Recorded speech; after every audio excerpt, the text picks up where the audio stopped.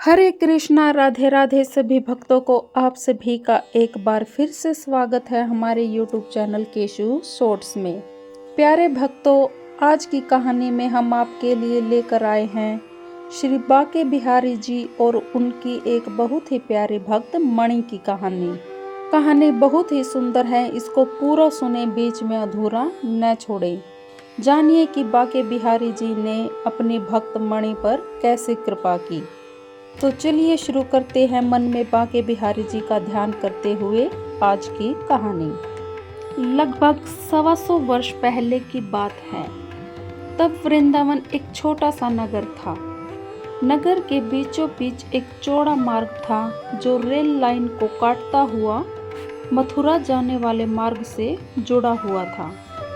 Rail की इस crossing के चारों ओर दावानल कुंड, केमार वन और मोती झील का सघन जंगल था, जिसमें बेर, कैथ, नीम, करील की बहुत ज्यादा मात्रा थी। इसी जंगल के एकांत में जयपुर महाराज द्वारा निर्मित श्री राधा माधव जी का एक विशाल और आकर्षक मंदिर था।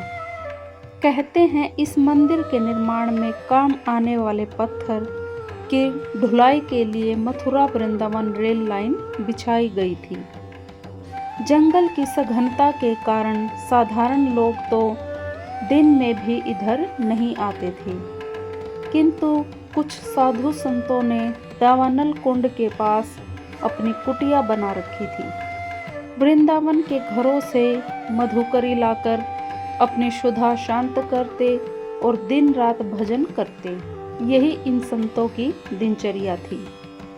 एक दिन इस जंगल में न जाने कहां से कंजरों की एक टोली घूमती हुई आई और जहां आज श्रोत मुनि निवास आश्रम की लंबी चौड़ी इमारत रखी है, वहां रेल लाइन के पास बस गई। स्त्री पुरुषों की इस टोली में एक थी मणि।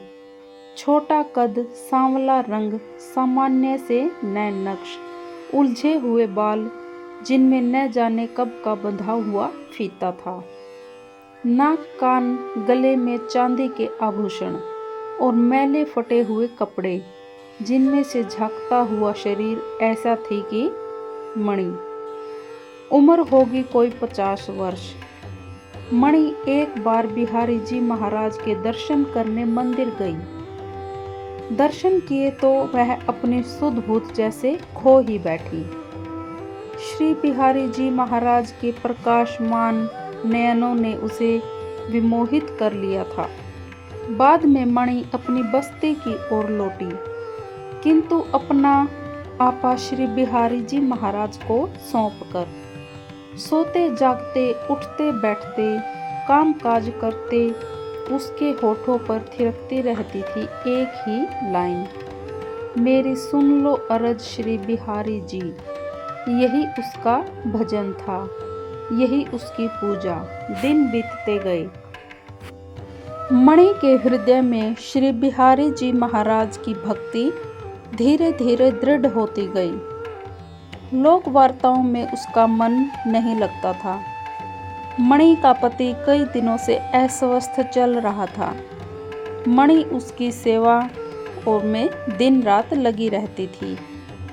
दिन रात एक कर दिया मणि ने अपने पति की सेवा में, किंतु इस सारे क्रम में श्री बिहारी जी का नाम उसे एक क्षण को भी विस्मृत नहीं हुआ। मेरी सुन लो अरज श्री बिहारी जी की रट प्रतिपल उसके प्राणों में झोपड़ी में गूंजती रहती। यह सर्दियों का मौसम था, दिन निकल चुका था, किंतु कोहरे के कारण सूर्य नारायण अभी तक अदृश्य थे। कंजरों की बस्ती में भी लोग जाग चुके थे। चारों ओर चहल पहल धीमी गति से प्रारंभ हो गई थी। तभी दूर से आती बाके बिहारी की जय हो ध्वनि वातावरण की निस्तब्धता को बरबस भंग करने लगी। धीरे धीरे कोहरे की चादर पर कई मानव कृतियों की छायाएं उभरने लगी और वो मणि की बस्ती की ओर बढ़ने लगी। कीर्तन का स्वर भी तेज आवाज में गूंज उठा।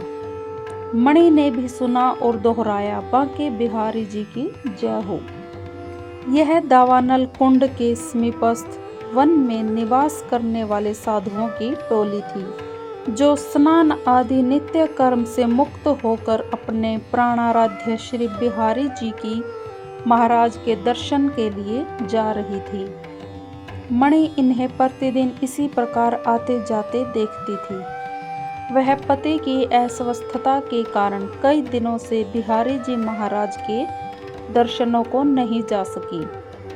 कीर्तन की ध्वनि सुनते ही मणि के पैर रुक नहीं सके। वह दौड़कर झोपड़े के द्वार पर खड़ी हो गई।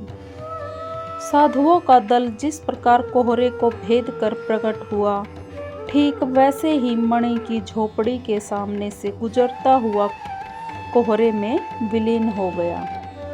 उसके बाद वहाँ कीर्तन ध्वनि रह गई, जो झोपड़ी के द्वार पर खड़ी मणि के कानों को तृप्त कर रही थी। मणि वहाँ कब तक यूं ही खड़ी रही, जब तक उसे पता नहीं चला।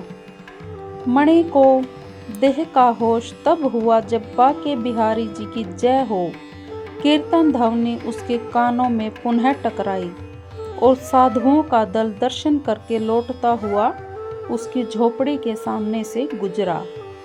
आज न जाने क्या हुआ, मणि ने साधु संतों के दल को अचानक रोक लिया और बोली, बाबा क्या है मैया? एक साधु ने पूछा।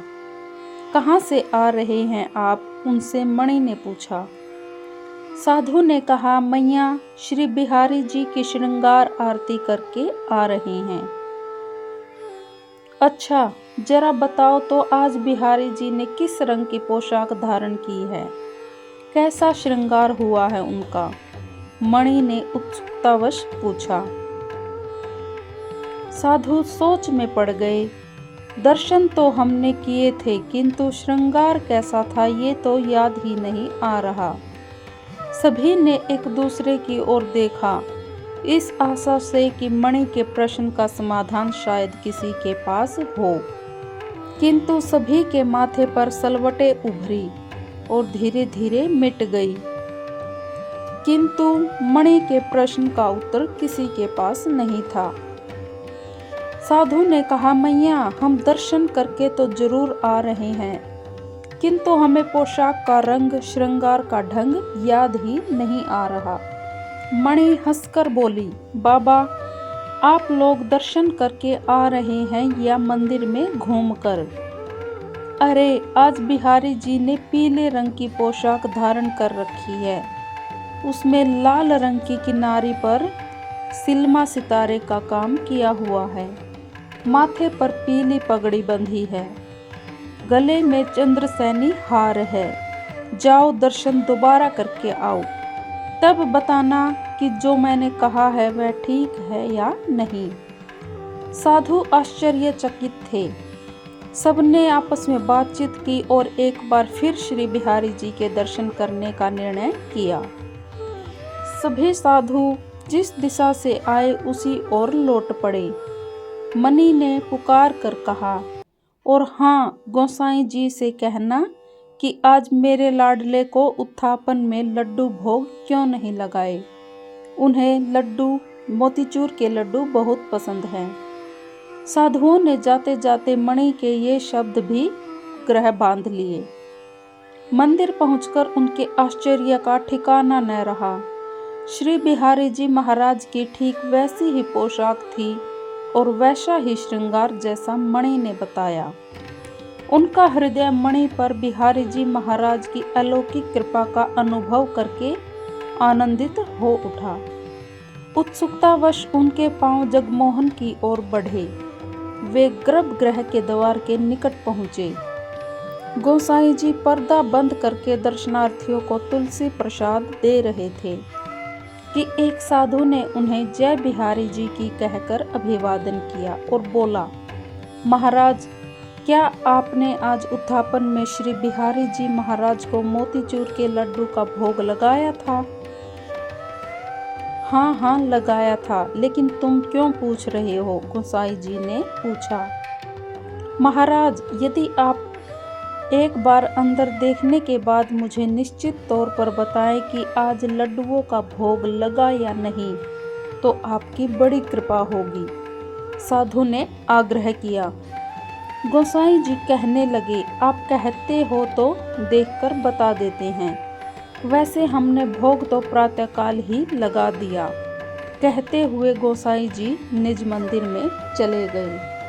पोशाक का रंग, श्रृंगार का ढंग मणि के कहे अनुसार देख लेने के बाद साधुओं का मन यह मानने के लिए तैयार नहीं था कि मणि की लड्डुओं वाली बात मिथ्या होगी, पर गोसाई जी भी अविश्वास करने का कोई कारण न था। मन सत्य और संशय के बीच डूबता जा रहा था। इतने में गोसाई जी पर्दा हटाकर द्वार पर आए। उनके माथे पर पसीने की बूंदें छलक रही थी। आते ही कहने लगे, बाबा आज तो बड़ा भारी अपराध बन गया। ठाकुर जी महाराज को वास्तव में लड्डू भोग लगने से रह गए। साधुओं की शंकाओं का निवारण हो गया था।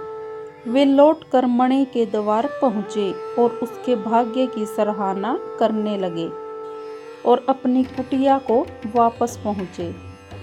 मणि जब तक जीवित रही रोज श्री बिहारी जी महाराज का ध्यान करती रही और अंत में वृंदावन की रज में रज होकर मिल गई।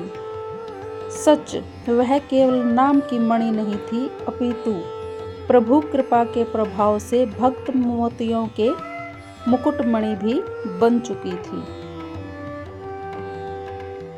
लगभग 125 वर्ष पहले की बात है। तब वृंदावन एक छोटा सा नगर था। नगर के बीचों बीच एक चौड़ा मार्ग था जो रेल लाइन को काटता हुआ मथुरा जाने वाले मार्ग से जुड़ा हुआ था। रेल की इस क्रॉसिंग के चारों ओर दावानल कुंड, केमार वन और मोती झील का सघन जंगल था, जिसमें बेर, कैथ, नीम, करील की बहुत ज्यादा मात्रा थी। इसी जंगल के एकांत में जयपुर महाराज द्वारा निर्मित श्री राधा माधव जी का एक विशाल और आकर्षक मंदिर था। कहते हैं इस मंदिर के निर्माण में काम आने वाले पत्थर की ढुलाई के लिए मथुरा वृंदावन रेल लाइन बिछाई गई थी। जंगल की सघनता के कारण साधारण लोग तो दिन में भी इधर नहीं आते थे, किंतु कुछ साधु संतों ने दावानल कुंड के पास अपनी कुटिया बना रखी थी। वृंदावन के घरों से मधुकरी लाकर अपनी क्षुधा शांत करते और दिन रात भजन करते। यही इन संतों की दिनचर्या थी। एक दिन इस जंगल में न जाने कहां से कंजरों की एक टोली घूमती हुई आई और जहां आज श्रोत मुनि निवास आश्रम की लंबी चौड़ी इमारत रखी है, वहां रेल लाइन के पास बस गई। स्त्री पुरुषों की इस टोली में एक थी मणि। छोटा कद, सांवला रंग, सामान्य से नैन नक्श, उलझे हुए बाल जिनमें न जाने कब का बंधा हुआ फीता था, नाक, कान, गले में चांदी के आभूषण और मैले फटे हुए कपड़े जिनमें से झांकता हुआ शरीर ऐसा थी कि मणि। उम्र होगी कोई 50 वर्ष। मणि एक बार बिहारी जी महाराज के दर्शन करने मंदिर गई। दर्शन किए तो वह अपने सुध बुध जैसे खो ही बैठी। श्री बिहारी जी महाराज के प्रकाशमान नयनों ने उसे विमोहित कर लिया था। बाद में मणि अपनी बस्ती की ओर लौटी, किंतु अपना आपा श्री बिहारी जी महाराज को सौंपकर सोते जागते, उठते बैठते, काम काज करते उसके होठों पर थिरकती रहती थी एक ही लाइन, मेरी सुन लो अरज श्री बिहारी जी। यही उसका भजन था, यही उसकी पूजा। दिन बीतते गए। मणि के हृदय में श्री बिहारी जी महाराज की भक्ति धीरे धीरे दृढ़ होती गई। लोक वार्ताओं में उसका मन नहीं लगता था। मणि का पति कई दिनों से अस्वस्थ चल रहा था। मणि उसकी सेवा और में दिन रात लगी रहती थी। दिन रात एक कर दिया मणि ने अपने पति की सेवा में, किंतु इस सारे क्रम में श्री बिहारी जी का नाम उसे एक क्षण को भी विस्मृत नहीं हुआ। मेरी सुन लो अरज श्री बिहारी जी की रट प्रतिपल उसके प्राणों में झोपड़ी में गूंजती रहती। यह सर्दियों का मौसम था, दिन निकल चुका था, किंतु कोहरे के कारण सूर्य नारायण अभी तक अदृश्य थे। कंजरों की बस्ती में भी लोग जाग चुके थे। चारों ओर चहल पहल धीमी गति से प्रारंभ हो गई थी। तभी दूर से आती बाके बिहारी की जय हो ध्वनि वातावरण की निस्तब्धता को बरवस भंग करने लगी। धीरे धीरे कोहरे की चादर पर कई मानव कृतियों की छायाएं उभरने लगी और वो मणि की बस्ती की ओर बढ़ने लगी। कीर्तन का स्वर भी तेज आवाज में गूंज उठा। मणि ने भी सुना और दोहराया, बाके बिहारी जी की जय हो। यह दावानल कुंड के समीपस्थ वन में निवास करने वाले साधुओं की टोली थी, जो स्नान आदि नित्य कर्म से मुक्त होकर अपने प्राणाराध्य श्री बिहारी जी की महाराज के दर्शन के लिए जा रही थी। मणि इन्हें प्रतिदिन इसी प्रकार आते जाते देखती थी। वह पति की अस्वस्थता के कारण कई दिनों से बिहारी जी महाराज के दर्शनों को नहीं जा सकी। कीर्तन की ध्वनि सुनते ही मणि के पैर रुक नहीं सके। वह दौड़कर झोपड़े के द्वार पर खड़ी हो गई। साधुओं का दल जिस प्रकार कोहरे को भेद कर प्रकट हुआ, ठीक वैसे ही मणि की झोपड़ी के सामने से गुजरता हुआ कोहरे में विलीन हो गया। उसके बाद वहाँ कीर्तन ध्वनि रह गई, जो झोपड़ी के द्वार पर खड़ी मणि के कानों को तृप्त कर रही थी। मणि वहाँ कब तक यूं ही खड़ी रही, जब तक उसे पता नहीं चला। मणि को देह का होश तब हुआ जब बाके बिहारी जी की जय हो कीर्तन ध्वनि उसके कानों में पुनः टकराई और साधुओं का दल दर्शन करके लौटता हुआ उसकी झोपड़ी के सामने से गुजरा। आज न जाने क्या हुआ, मणि ने साधु संतों के दल को अचानक रोक लिया और बोली, बाबा क्या है मैया? एक साधु ने पूछा। कहाँ से आ रहे हैं आप? उनसे मणि ने पूछा। साधु ने कहा, मैया श्री बिहारी जी की श्रृंगार आरती करके आ रहे हैं। अच्छा, जरा बताओ तो आज बिहारी जी ने किस रंग की पोशाक धारण की है? कैसा श्रृंगार हुआ है उनका? मणि ने उत्सुकतावश पूछा। साधु सोच में पड़ गए। दर्शन तो हमने किए थे, किंतु श्रृंगार कैसा था ये तो याद ही नहीं आ रहा। सभी ने एक दूसरे की ओर देखा, इस आशा से कि मणि के प्रश्न का समाधान शायद किसी के पास हो, किंतु सभी के माथे पर सलवटें उभरी और धीरे धीरे मिट गई। किंतु मणि के प्रश्न का उत्तर किसी के पास नहीं था। साधु ने कहा, मैया हम दर्शन करके तो जरूर आ रहे हैं, किंतु हमें पोशाक का रंग, श्रृंगार का ढंग याद ही नहीं आ रहा। मणि हंसकर बोली, बाबा आप लोग दर्शन करके आ रहे हैं या मंदिर में घूमकर? अरे आज बिहारी जी ने पीले रंग की पोशाक धारण कर रखी है, उसमें लाल रंग की किनारी पर सिल्मा सितारे का काम किया हुआ है, माथे पर पीली पगड़ी बंधी है, गले में चंद्रसेनी हार है। जाओ दर्शन दोबारा करके आओ, तब बताना कि जो मैंने कहा है वह ठीक है या नहीं। साधु आश्चर्यचकित थे। सबने आपस में बातचीत की और एक बार फिर श्री बिहारी जी के दर्शन करने का निर्णय किया। सभी साधु जिस दिशा से आए उसी ओर लौट पड़े। मणि ने पुकार कर कहा, और हाँ गोसाई जी से कहना कि आज मेरे लाडले को उत्थापन में लड्डू भोग क्यों नहीं लगाए। उन्हें लड्डू, मोतीचूर के लड्डू बहुत पसंद हैं। साधुओं ने जाते जाते मणि के ये शब्द भी ग्रह बांध लिए। मंदिर पहुंचकर उनके आश्चर्य का ठिकाना न रहा। श्री बिहारी जी महाराज की ठीक वैसी ही पोशाक थी और वैसा ही श्रृंगार जैसा मणि ने बताया। उनका हृदय मणि पर बिहारी जी महाराज की अलौकिक कृपा का अनुभव करके आनंदित हो उठा। उत्सुकतावश उनके पांव जगमोहन की ओर बढ़े। वे गर्भगृह के द्वार के निकट पहुंचे। गोसाई जी पर्दा बंद करके दर्शनार्थियों को तुलसी प्रसाद दे रहे थे कि एक साधु ने उन्हें जय बिहारी जी की कहकर अभिवादन किया और बोला, महाराज, क्या आपने आज उत्थापन में श्री बिहारी जी महाराज को मोतीचूर के लड्डू का भोग लगाया था? हाँ हाँ लगाया था, लेकिन तुम क्यों पूछ रहे हो? गोसाई जी ने पूछा।